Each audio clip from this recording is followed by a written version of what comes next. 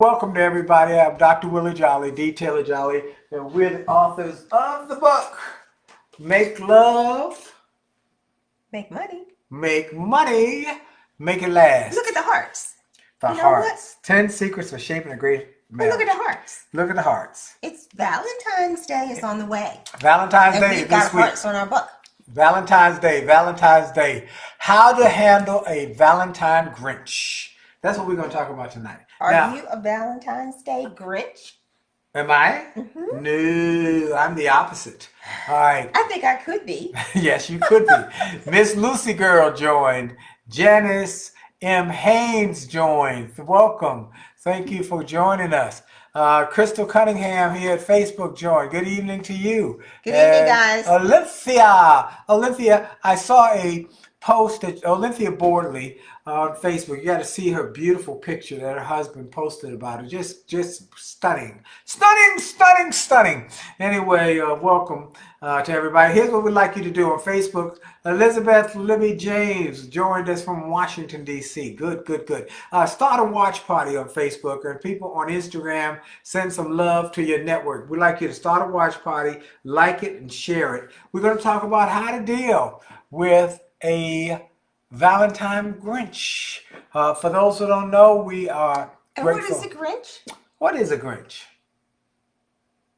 A mean kind of evil person. You're a mean man, Mr. Grinch. It doesn't have to be a man, though. Nikia, Who might not want 0603. is not happy about this particular situation, which is kind of like a holiday. It's the romance time. Yes. And someone who says, I'm really not interested. I'm not into Valentine's Day. I'm not into romance. And I don't even need to talk about it. And I'm not giving any chocolate, no roses, nothing. Well, there are people like that who just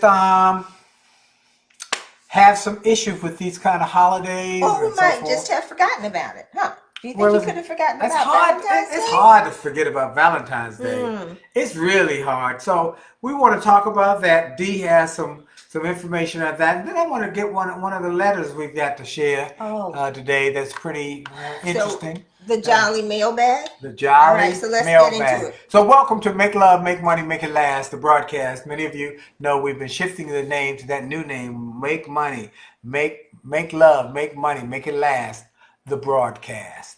We're going to be doing bigger and better things. You better get ready.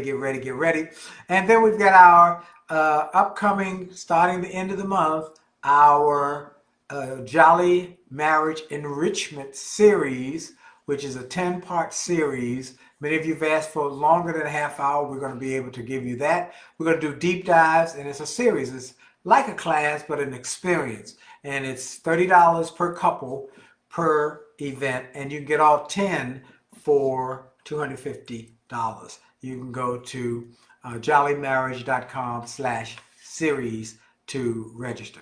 Okay, let's get going on today's program and message. Okay, so where does the idea come from of Valentine's Day being a Grinch? Now, there are some couples who've been married a long time. You're like, well, I don't see Valentine's Day being a big deal. Like the man who said, I told you when I got married, I loved you. If I ever change my mind, I'll let you know after you've been married for 30 years. And one time we had a conversation with a lady at a church who said, I've been married 40 years and it's been miserable. Because he had that attitude. I told you I love you when I got married to you. If I change my mind, I'll let you know. Stupid! And he's the provider. Yeah, so she ought to be appreciative. He messed up on a lot of good sex. You know what? He just don't understand. Is that all you think about? Pretty much. Anyway.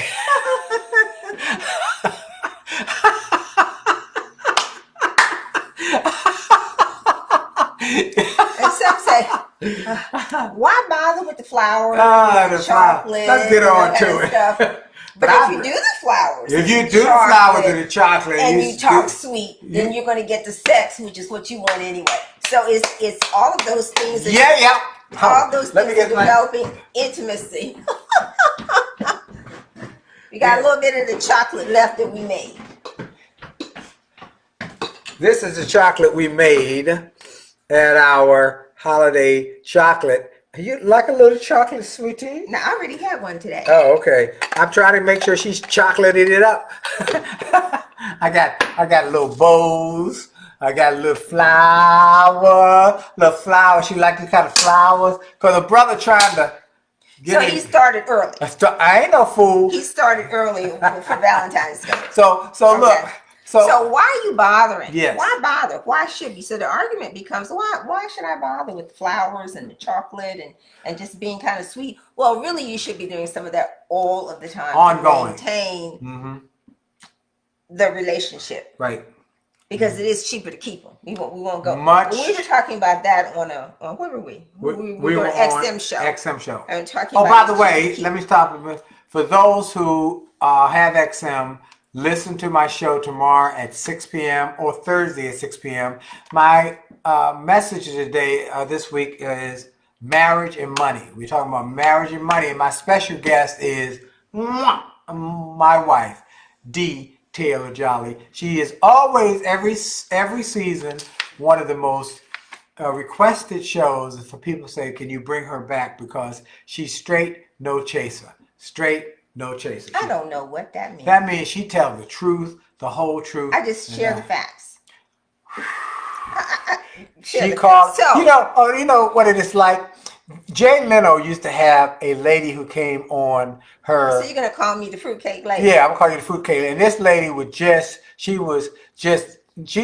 had no filter. I don't know what that means. Filter. I tell the truth. Yes. I tell the truth. Yes. And you would say I'm a shock jock, but I'm not. Let's get back to it. Anyway, that's so why bother with flowers, candy, and just kind of being sweet? Okay, my argument is that couples often forget to express love and care and appreciation for each other because life happens. Yes. And life happens like we have a crazy environment, even though just the two of us in this house all this time with the last year by ourselves. Yep. And that the days are hectic because of all the different things that we do. And you say, well, life happens. What could that be? That could be putting your laundry in the washing machine. Mm-hmm. And taking turns doing that. Okay. Okay. Mm-hmm. It could be the Zoom presentations that you're off and on all day while you're on one side and I'm on the other side. Come closer, please. Of the office area. In the picture. All okay. Right, it could be for some people. It could be okay. I got to have time to walk the dog twice a day. For some, it could be the sick kids. It could be figuring out the home assignments online. It could be searching for the COVID-19 site where you can register, which is a major problem. We got our vaccines last week. We got our first shots. Vaccine. I got mine Tuesday of last week. And I got mine Friday, and we go back in 30 days. In 30 days. And that is a hunt. It could be checking on relatives for fear that they're ill because you just have not heard from them. You could be anxious about your parents. You could be figuring out how to pay the bills because you've got reduced hours. Or you could be trying to figure out how to order groceries online with Instacart, which is what I'm in the midst of doing. And then just staying employed and being thankful that you have a job. So you've got all of these things going on. What is that? Just go ahead. Just keep on. So you got all these things going on, and sometimes the love and affection falls by the wayside. So what do? Use Valentine's Day as a time to rejuvenate that relationship. Right. Well, we recommend that highly because many people don't realize that could be a great starting point to create a habit of being romantic. Romance has its place in marriage and in relationships. And it's a habit. It's a habit you have to build. You have to be. It's a muscle. It's a muscle. A skill set. Okay, it's a skill set. Yeah. So you have to have a heightened awareness that it's needed. Yeah. Because who wants to walk around the house and be or be with someone that you don't want to be close to? You're really not talking about what's on your heart, right? So you can develop that muscle by agreeing that you're going to spend time together. Yes. And that one of the things we talk about all the time is to actually have a date night. Now, last week I mentioned that there's a little bit of research about Valentine's Day because it really has a really weird and kind of ugly beginning. And those who heard me last week heard me mention that it was really a pagan festival, is how it started, and that it was really kind of wild. They were wild and freaky people. Orgies. Lupercalia was the name of the festival, and it first appeared. That sounds freaky by itself. Lupercalia. And it appeared at the beginning of the 3rd century. And these folks, they got drunk. They sacrificed animals like goats and dogs. And they whipped the women. That wasn't very nice. That makes sense. And they whipped the women because the thinking was that would help with their fertility. With the male fertility. Wow. Right? And this was all under the guise of romance. How far we have come from those barbaric times. Thank God. I don't want to be whipping nobody. I got other ideas. We fight back. Okay? All right. So I'd get a whipping if I tried to whip this one. But for during that time, the women lined up. They were whipped, and they even went through something called a matchmaking lottery. And in the matchmaking, that's a new outfit, by the way. I'm so impressed. And with the matchmaking, thank you, sweetheart, for noticing. He pays attention to what I wear. I'm impressed. And the men drew names, and they hooked up with the ladies. If not for that festival, perhaps a little longer. Now, I thought to myself, as I read that craziness, is that kind of like eHarmony? Tinder?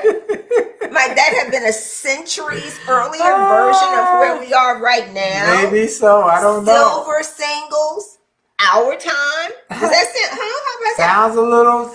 But going from the 3rd century to the 5th century, we have the Catholics who enter the picture and say, we're gonna clean this up a little bit and get rid of the pagan rituals, and we're going to celebrate it as fertility and love.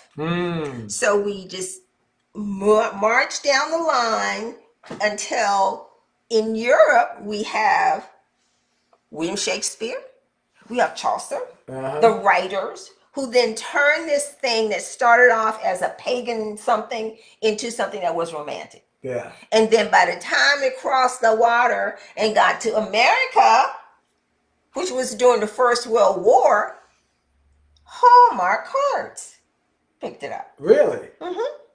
So Hallmark cards really got it going in terms of, here's a way to express love. Here's a cheap way to express love. So you don't have to write your own cards.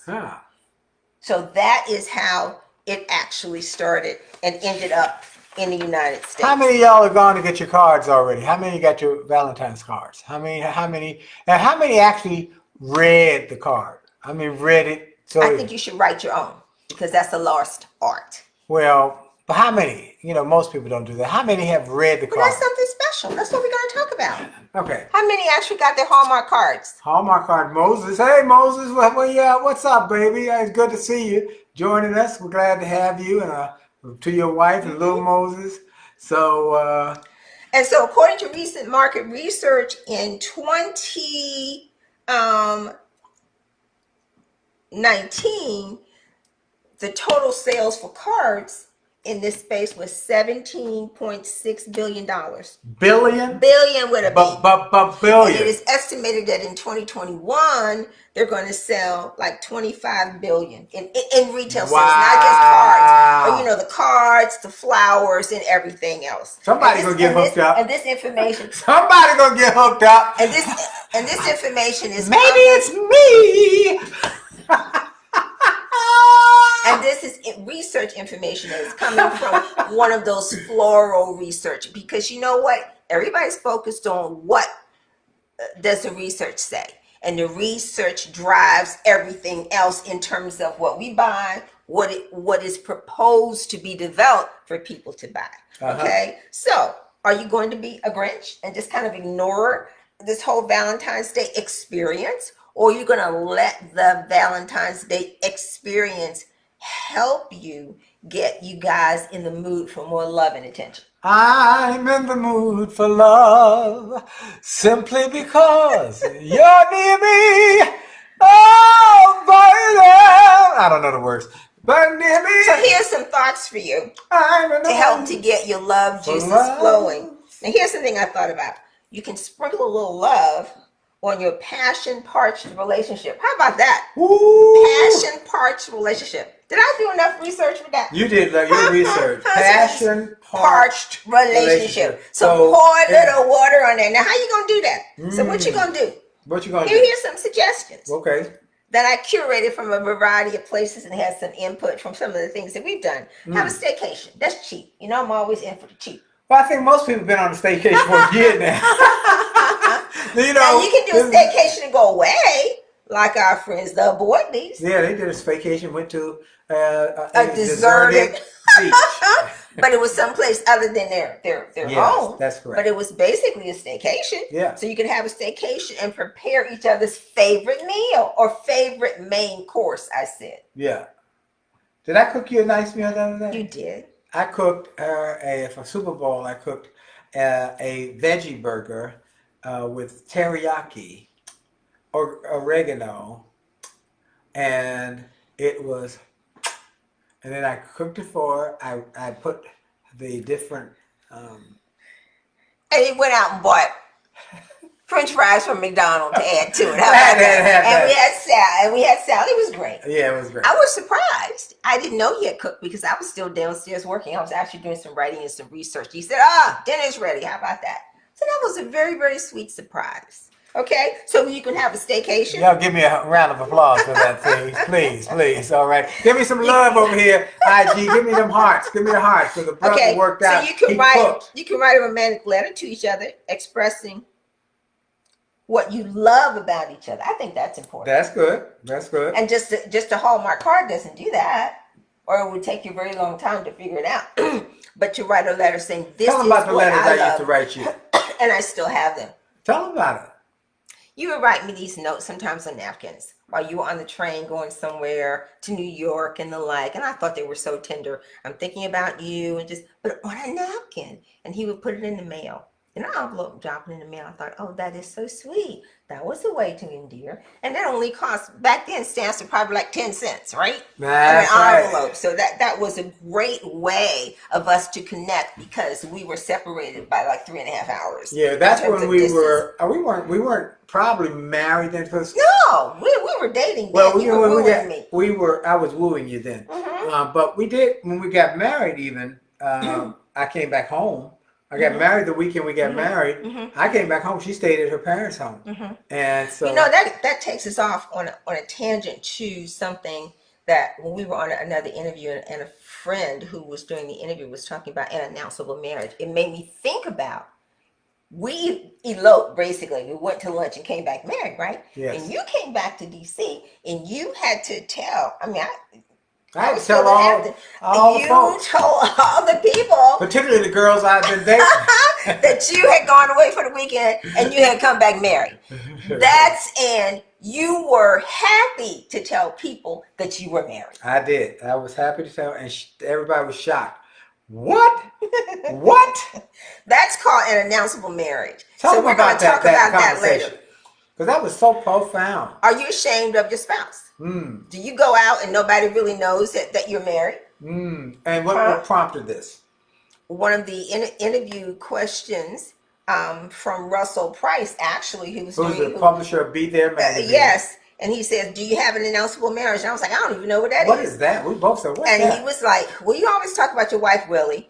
And why do you talk about your wife? What is it about her that makes you willing to say you're married? Yes. I was like, is that a big deal?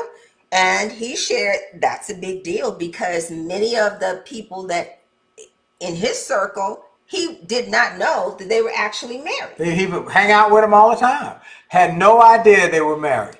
No idea. Interesting. Because they never talked about their wife. They never put on that they were married. Didn't have a wedding band maybe. So I'm like, are you ashamed? So that's what the term announceable marriage comes from. Are you ashamed of your mate? Does everybody know that you've got this great husband or this great wife in the background? And what causes you to say, this is my mate and I'm happy about it? Okay? To get... And that whole woman thing, he prompted that. He said, every time I've heard you speak, you talk about I'll crawl over broken glass for that woman.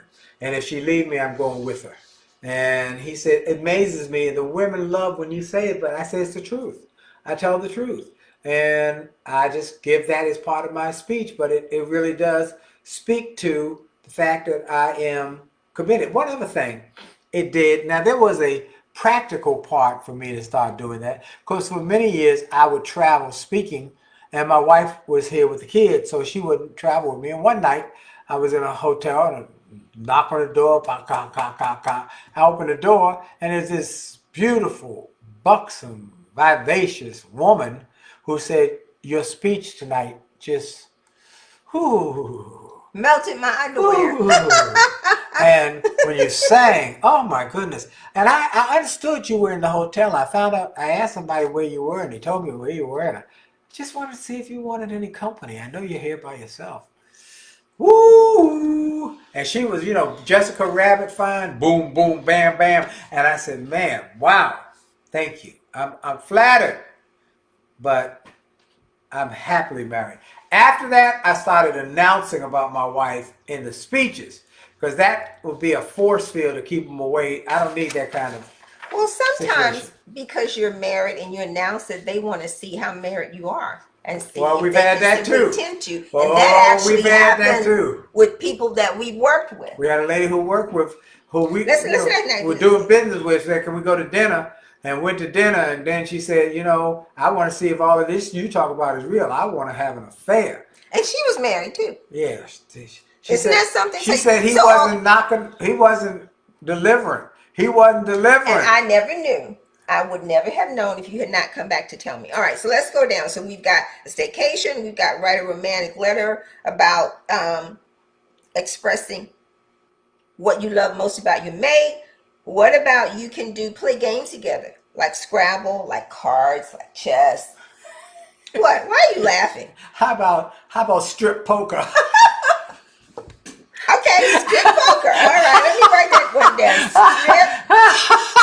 Moses, you like that one, don't you? I know you don't like that place poker, but you like that part. I know that's right. Strip something, huh? Strip, look, Jim Rummy. I don't care what it is. You don't play Jim Rummy, but strip yeah. something. Okay. Give each other a massage. Yeah, we've done that. Practice yoga together. I've done that. That's funny. He's funny when he does that. But that's very endearing to me. Hide and go seek, the Moses said. I love it. Netflix and chill. Netflix which is a very modern thing that I didn't even know that's what the name of it was. Okay. All right. All right. So we're at the end. All right. So you got to talk about. So wait a minute. What? Beneficiary. Oh no, we're gonna talk about that another time. But here's the close I want you to think about as Valentine's Day, because Valentine's Day is Sunday. While I might not have been your first date, your first kiss, or even your first love, I just want to be your very last everything. Think about that. That's romantic. Ooh, that turns me on. I might not have been, second marriage, third marriage, what? I might not have been the first date. Yep. Your first kiss. Yeah. Your first love. Yes. But I just want to be your last everything. Ooh, if you live to be 100, I want to live to be 100 minus 1 day. But I never want to spend a day without you.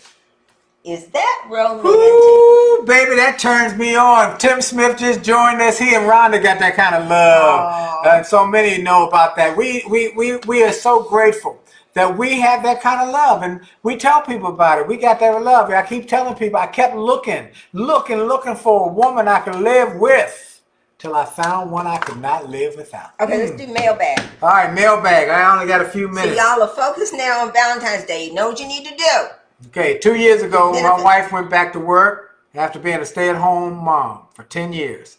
The transition caused a lot of tension in our marriage. We were constantly fighting over chores, meals, pickups and drop-offs, teachers' conferences, and the like. The quality of our sex life suffered as well.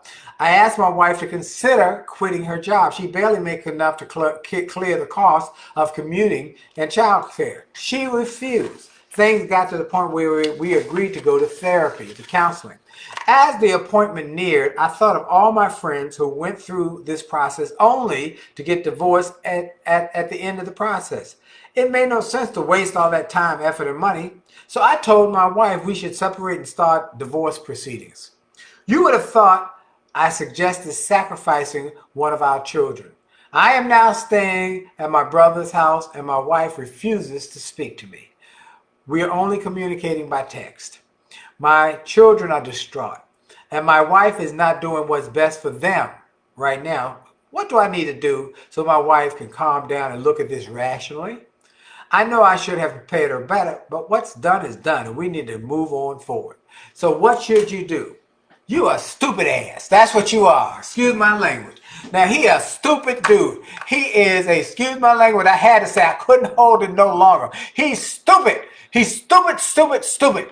First of all, he made a predetermined decision before he went through the process because of somebody else. I tell people all the time in my speeches, you cannot determine your future, your destiny by looking at somebody else. God got a future for you. He got a future for you that's for you. So you can't be looking at somebody else and say, oh, that's what's going to happen to me. That's first stupid. Second is, the woman got a job for a reason, because there was some fulfillment in it. It wasn't about the money.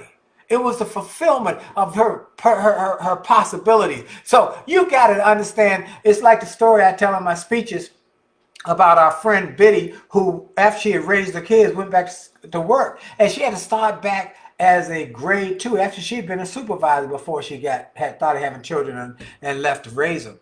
And she started back and went back to a grade 2 because that was the only place, because she felt some empowerment by being able to do something that she was gifted to. And she went on to become the director of policy for the highest level in Department of Energy, because she found her purpose. And because of that, her revenues outpaced her husband's in time. So this guy is stupid. You know, it's like, he said, you're not making enough money, you should just quit. Here's what I'd say. A stupid person will not understand that a river starts with a drip. Come on, somebody. That is drip from a little iceberg or a little glacier.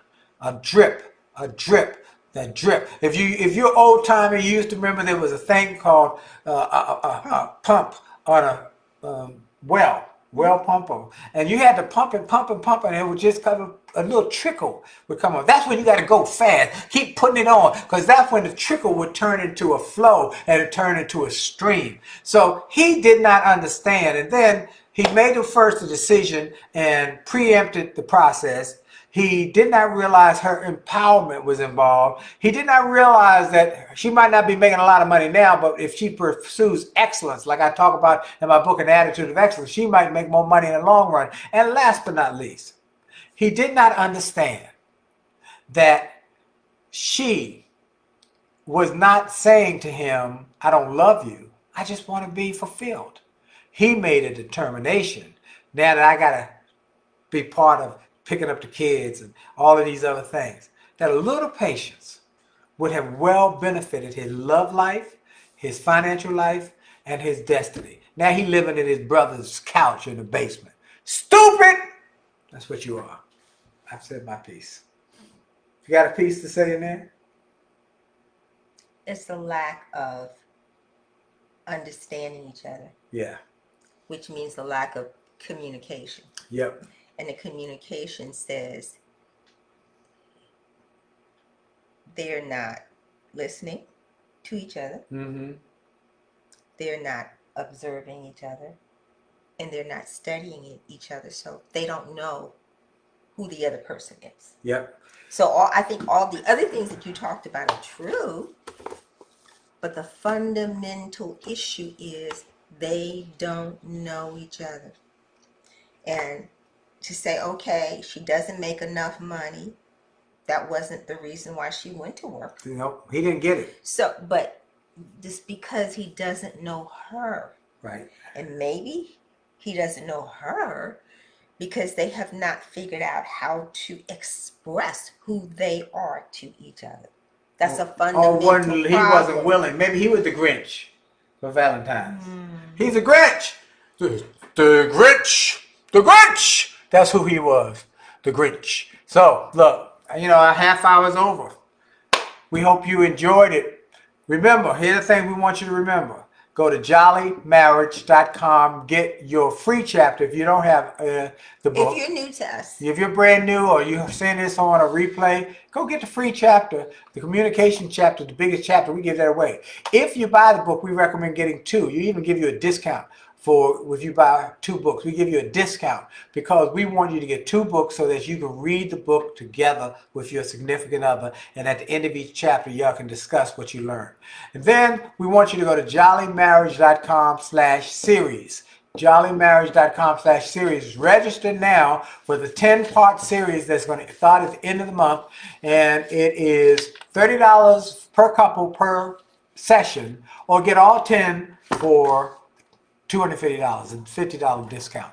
Do that now. You're going to want to do it because there will be limited amount of people we can access this. So go to jollymarriage.com/series. Hey, look, our time is up. We want to thank you for yours, and I want to thank all the people. Pierre Campbell joined us, and there are people over there talking about, they said, I'm single, son of Charles, I'm single, but taking notes for later. We got a chapter in the book, Son of Charles, number 1, for people who are not yet married, so they'll know how to. If the unmarried people would get the book, we need to market it to the unmarried people. Then you won't have a jacked up marriage to begin with. My man Lou just popped on and said, your greatest accomplishment, Willie, is being last with Dee. You right about that. You are so kind. You about that, dog. That's me and you, man. You know that's my greatest accomplishment. Because, man, I had to work like a little beaver to get her to finally say yes. If y'all listen to my XM show, you'll hear how we went out for lunch.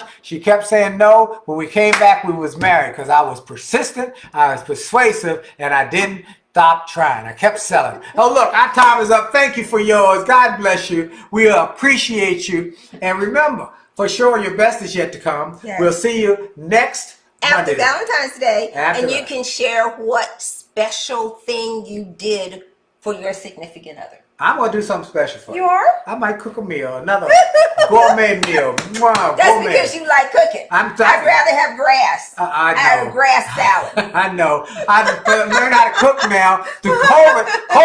Survival. I've learned to cook. Because you're trying to survive. I'm trying to survive. You don't want to eat my... She's vegan. I don't want to do it.